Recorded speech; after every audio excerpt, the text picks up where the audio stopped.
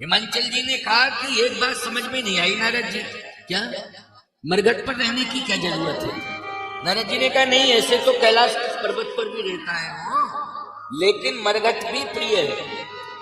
तो कैलाश के शिखर पर रहना तो उचित है, लेकिन मरघट पर रहना क्यों उचित है? कारण क्या है?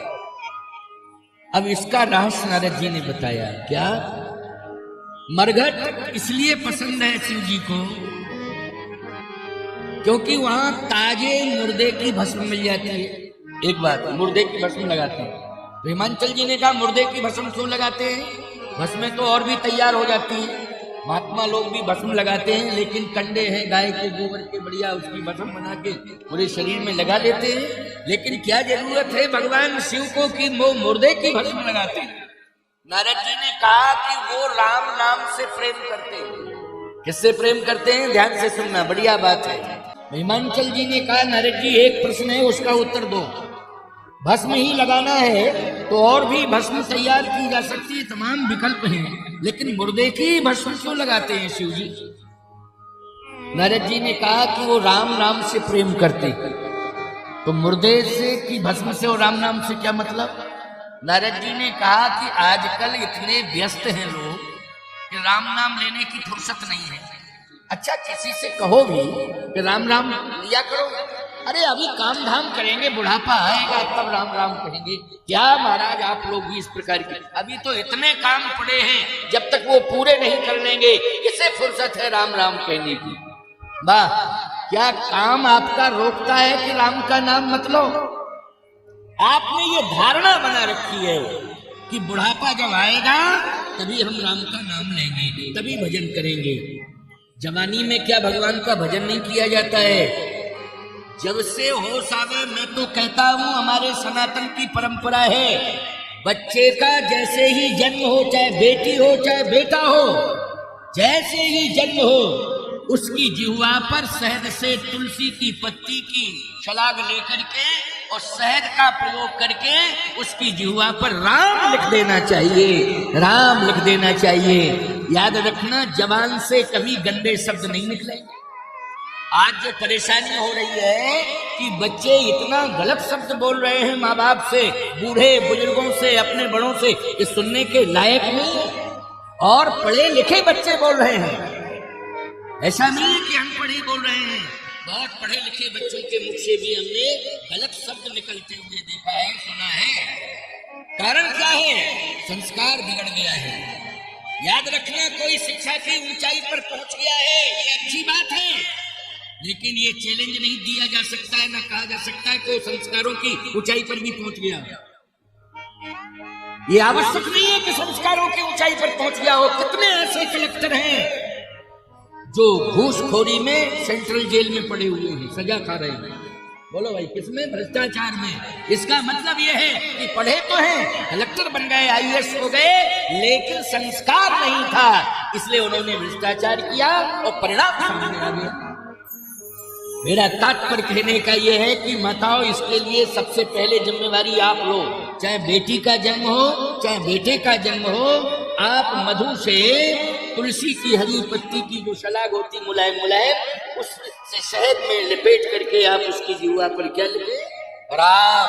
बोलो, पहले पुरानी परंपरा ये थी, राम लिखिए तो जबान कभी बिगड़ेगी नहीं, कभी भी अनर्गल प्रलाप कोई नहीं करेगा, हमेशा वाणी में मधुरता रहेगी, क्योंकि तुलसी और शहद का प्रयोग हुआ है। क्या रहेगी? मधुरता रहेगी और आरोग्यता भी रहेगी, क्योंकि शहद और तुलसी ये आरोग्यता प्रदान करती है।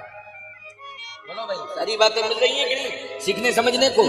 क्योंकि बच्चा पैदा हुआ और बीमारी लग गई, अब अस्पताल ही लेते जा रहे हो, महाराज बहुत परेशान है, बीमार रहता है, अब तो कोई दवा दे दो, कोई दुआ दे दो। अरे ये दुआ ही है जो बता रहा हूं, पहले इसको करके तो देखिए, इसमें बच्चे को नुकसान भी नहीं है और किसी भी प्रकार की कोई समस्या नहीं है इतना करने में। बोलो, सरलता है कि नहीं है? पहले ये बताओ, सरलता है कि नहीं है? सरलता है। तमाम प्रकार की दवाइयां चटाती हो ना शहद से बच्चों को, तो सबसे पहले यही कार्य करिए, उसकी जिह्वा पर क्या लिखना है? राम।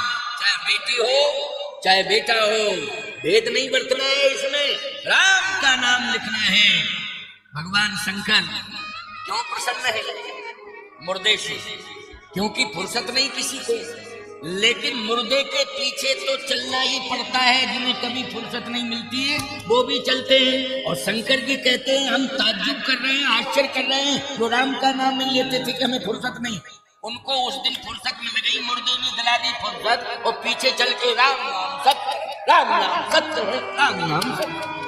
शंकर जी बोले मुर्दे ने फुर्सत दिला दी, बोलो और मुर्दे ने इतना जबरदस्त मुर्दा है कि उसने राम के नाम से जोड़ दिया है। भगवान शंकर ने कहा धन्य है मुर्दा, तूने ऐसे लोगों से राम का नाम लुवा दिया जो कभी राम का नाम लेते नहीं थे। आज मैं तेरी भस्म को अपने रोम रोम में रमाऊंगा, क्योंकि तूने हजारों से राम का नाम लुवाया, हजारों को राम के नाम से जोड़ दिया है। ये रहस्य नारद जी ने किसे बताया? हिमांचल जी को बताया है। तो राम नाम की महिमा समझ में आ गई कि नहीं?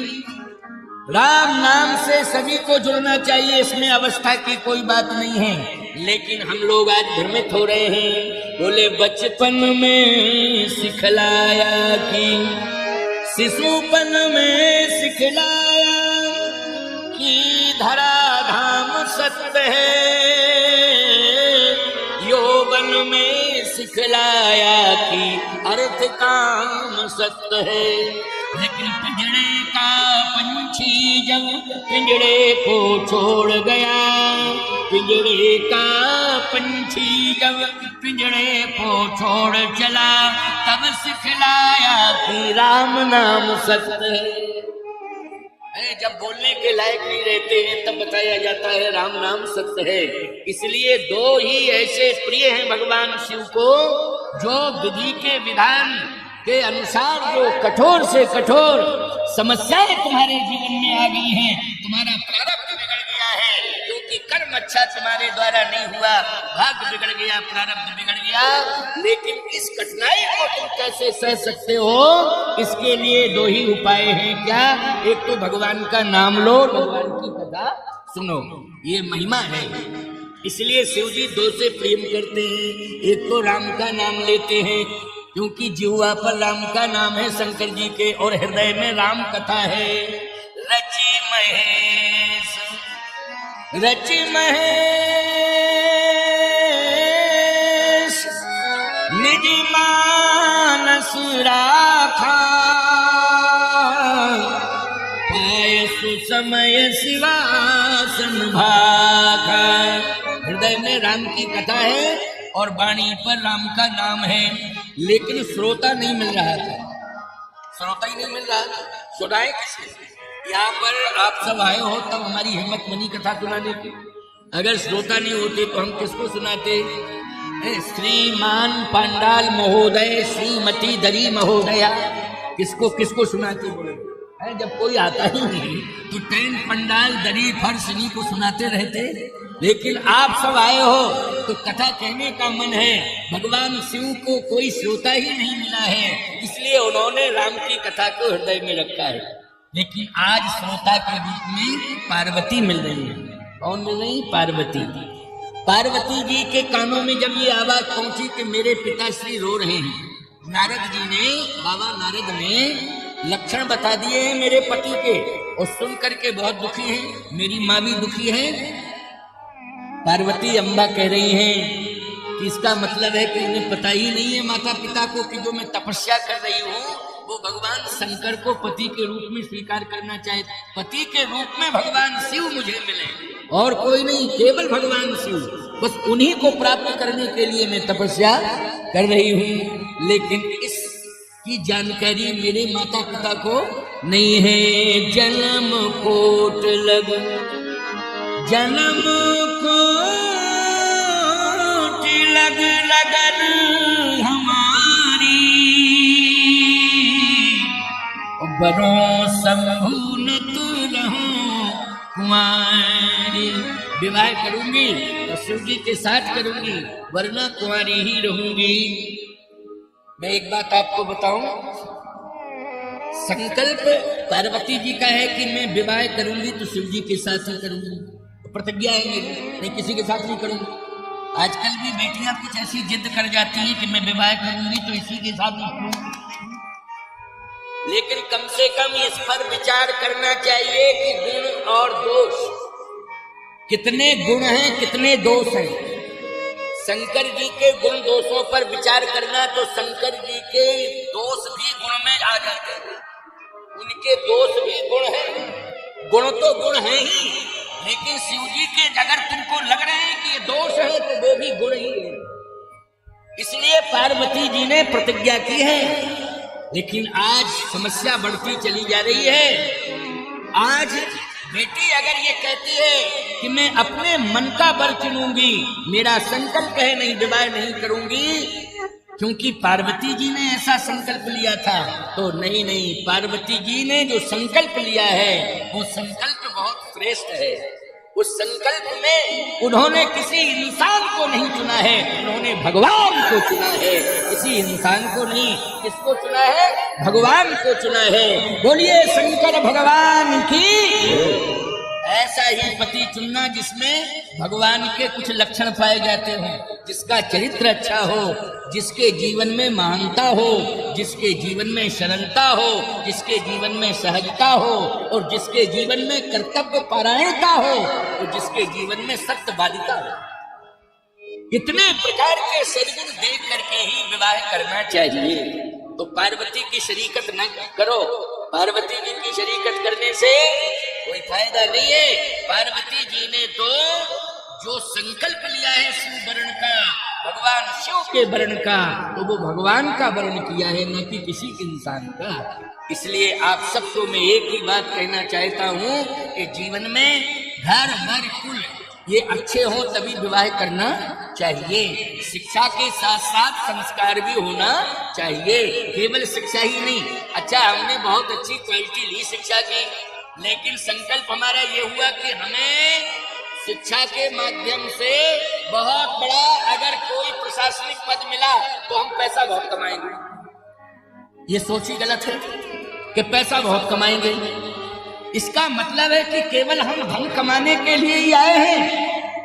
नहीं, धन तो अपने आप मिलेगा। तुम्हारी प्रतिभा ऐसी है कि धन कहाँ चला जाएगा, धन अपने आप मिलेगा।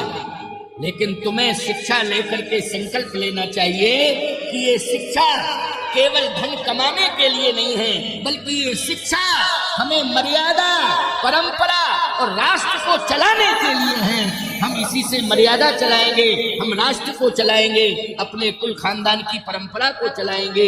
इसके लिए तुमने शिक्षा ली है।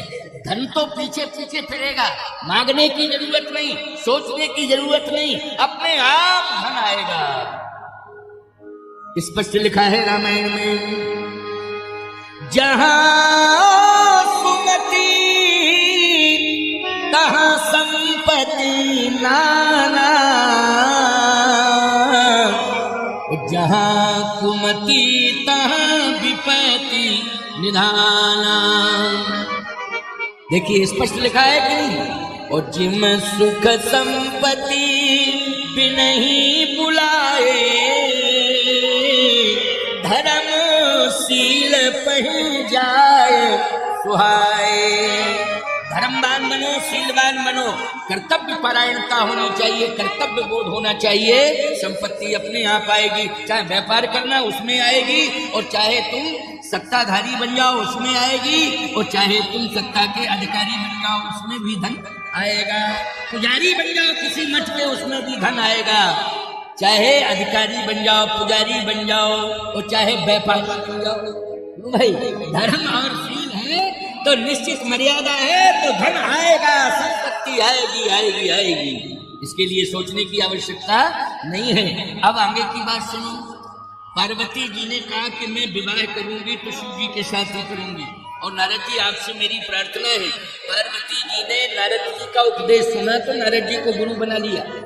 क्या बना लिया? गुरु बना लिया नारद जी को, और कहा कि आपको मैंने गुरु बनाया है, आपसे भी मैं यही आशीर्वाद ले रही हूं कि नारायण से कह देना, क्योंकि शिव जी अगर किसी को मानते हैं तो नारायण को मानते हैं। माता पिता गुरु सब कुछ मानते हैं, तो नारद जी मेरी प्रार्थना नारायण से कह देना कि शिव जी मुझे स्वीकार कर ले, शिव जी मुझे स्वीकार कर ले। बस इतना मेरा निवेदन है। आप मेरे गुरुदेव हैं और गुरु जो है ईश्वर से प्रार्थना सुनाता है। बोलो, शिष्य की प्रार्थना ईश्वर से कौन सुनाता है? गुरु सुनाता है। इसलिए पार्वती जी ने कहा मैं शिष्या हूँ, आप नारद जी मेरे गुरु हैं और नारायण से मेरा संदेश, मेरी प्रार्थना सुना दीजिएगा। मैं विवाह करूंगी तो शिव जी के साथ ही करूंगी। अच्छा बोलो, नारद जी ने ही ये सारी चर्चाएं की तो पार्वती के साथ शिव जी का विवाह हो जाए, इसके लिए भगवान ने स्वयं शिव जी से कहा है कि नहीं? यहाँ तक कह दिया कि इसके लिए हमें हाथ जोड़ना पड़े तो हाथों जोड़ लेंगे, और अगर हमें आदेश देना पड़ेगा हट करके तो मैं आदेश भी दे दूंगा, और प्रार्थना करनी पड़ेगी तो प्रार्थना भी कर लूंगा। मम विनती अब सुनो जो मुँह पर निजने चाहे विवाहों से यही मुझे मांगे देव। शंकर जी ने कहा आप ही कह रहे हो तो फिर आपकी आज्ञा का उल्लंघन मैं कर नहीं सकता हूँ। वैसे मेरी इच्छा नहीं है, मुझे विवाह करने नहीं है, क्योंकि पहला विवाह हुआ था सती के साथ, तो मुझे पता है कि क्या क्या विडंबनाएं हुई। सती को अपने पिता के यज्ञ में जाकर के देह त्याग करनी पड़ी, शरीर को योगाग्नि में जलाना पड़ा, भस्मीभूत करना पड़ा। अच्छा एक बात बताओ, किसी सम्मानित परिवार की पत्नी आग लगा ली तो बदनामी मिलेगी कि नहीं मिलेगी? जल्दी क्या मिलेगी? और शंकर जी का इतना बड़ा सम्मान है, वो तो ये अच्छा हुआ उसकी बुद्धि में सती की में जाने क्या आया कि कैलाश पर्वत पर आग नहीं लगाई, अपने पिता के घर में जाके। क्यों भाई?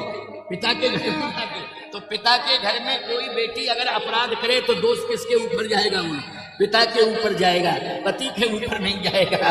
इसलिए सती ने अपने पिता दक्ष प्रजापति के यहाँ जाकर के क्रोधाग्नि में अपने शरीर को एकदम झुलसा दिया, योगाग्नि में तो भस्मीभूत कर दिया, और दक्ष प्रजापति को भी मरना पड़ा। कितना बड़ा कांड हुआ, बहुत बड़ा कांड हुआ।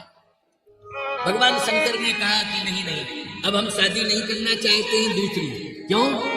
पहली पत्नी से कितनी मुसीबतें आई, कितनी कठिनाइयां आई। अब पहली पत्नी सती ने मुसीबत क्यों दी? कारण यह है कि वो चतुर बाप की बेटी है, तो उसने अपनी चतुराई दिखाई। कभी भी अपनी चतुराई पति से मत दिखाया करो, चतुराई अपने संतान से दिखाया करो। क्यों भाई? चतुराई किससे दिखाना चाहिए? जल्दी बोलो। अपनी संतान से चतुराई दिखाओ, ना कि अपने पति से चतुराई दिखाओ। पति से चतुराई नहीं दिखाई जाती है, क्योंकि पति भगवान होता है। क्या होता है? सनातन की मर्यादा में वो भगवान होता है। अब देखो आपस में जाने क्या बातचीत कर रही कि स्वामी जी ने तो बहुत ही महत्व बढ़ा दिया हमारे घर वाले का, एकदम ही हाईलाइट कर दिया है। तो स्वामी जी कह रहे हैं तो फिर हमें मानना ही पड़ेगा। लेकिन सावधानी से मेरी बात को सुनना। पति को भगवान समझो, लेकिन पति भी भगवान की विचारधारा वाला हो। भगवान तभी माना जाएगा जब पति में राम कृष्ण के संस्कार हो, तभी पति माना जाएगा। और नहीं तो धर्म विरुद्ध आचरण किया तो पति नहीं, फिर विपत्ति हो जाएगा। पति नहीं क्या होगा? विपत्ति, सबसे बड़ी विपत्ति। इसलिए अपनी अपनी मर्यादा का सब ध्यान रखें। भगवान शंकर ने कहा भजन करने में मन लग रहा है, शादी शुदी के चक्कर में मुझे मत डालो प्रभु। भगवान ने कहा देखो, ये शादी केवल लक्ष्य ये नहीं है कि वंश वृद्धि हो, वंश वृद्धि का ही लक्ष्य नहीं है शादी का। फिर इस शादी से जगत का मंगल होगा। क्या होगा? जगत का मंगल होगा। अच्छा बोलो, हुआ कि नहीं हुआ? भगवान शिव का विवाह पार्वती जी के साथ हुआ। 2 बेटे हुए हैं, परम प्रतापी हुए हैं। एक तो भगवान कार्तिकेय जी और दूसरे श्री गणेश जी महाराज। अच्छा बोलो, इतने देवता हैं लेकिन प्रथम पूज्य कौन है? जल्दी बोलो। गणेश जी। अच्छा, बिना गणेश जी के कोई कार्य शुरू हो सकता है? सबसे पहले कार्य प्रारंभ किया जाता तो यही लोग कहते श्री गणेश करो। क्या कहते हैं? श्री गणेश।